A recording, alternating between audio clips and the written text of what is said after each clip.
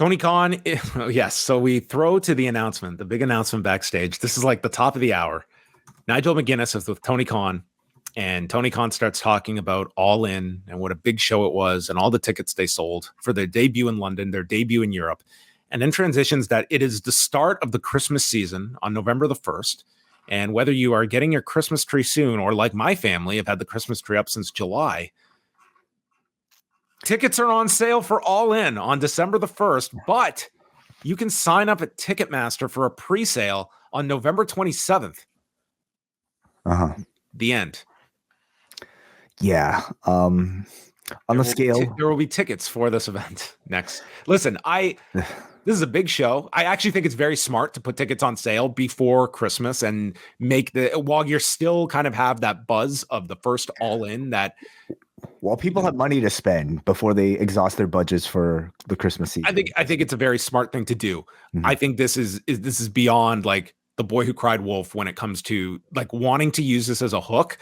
This to me would have been the one that would have been like the next time you play this, I think like your audience does feel as though like this has become a gimmick that it's great when you deliver on it, but like let's remember that one of these important announcements was the fact that they were running Wembley Stadium for All In, and now there's a pre-sale and tickets, the on sale ticket date.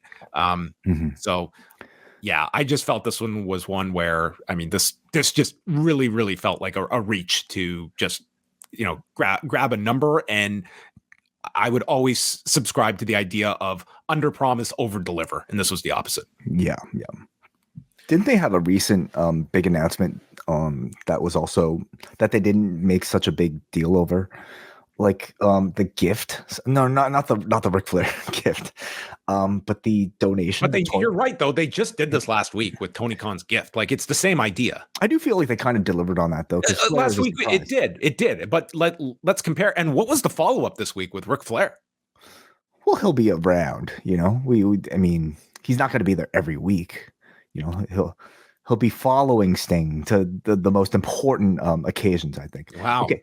But I was more so thinking about the toy donation announcement that he was making, and that was more of a like, correct me if I'm wrong, but like a Twitter sort of like thing, right? I don't even remember that being built up as any exactly announcement. This should have been that scale. If this had not been promoted and this was just announced, it'd be like, okay, cool. Like this, I think if anything, there would have been like a buzz for All In instead of like just hyping up like these announcements. And the fact is, when he's done these announcements, like if we go through the history of them, a lot of them have been noteworthy. So I wouldn't go to this unless I had something of substance. And this was not. Like this could have just been in the show. It's like the idea, like if we look tomorrow and it's like, okay, there was a spike during this. Well, what did that spike take away from this? That they went out of their way, they were watching the baseball game and flipped over, and this is what they got. What kind of impression did you leave those people with? You would never want to color people's experience of your show, especially attached to an announcement like this, with any sort of negativity. And that's all the sort of reaction I've seen to this segment. Not the fact that they're putting tickets on sale early. That's perfectly fine.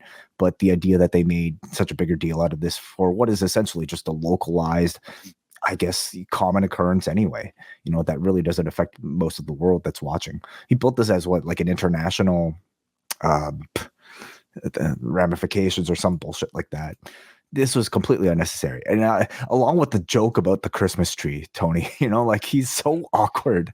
I mean, it's at this point almost like kind of lovably awkward, isn't it? But he should not be leave the jokes to Nigel, who was a much needed sort of portion of this delivery.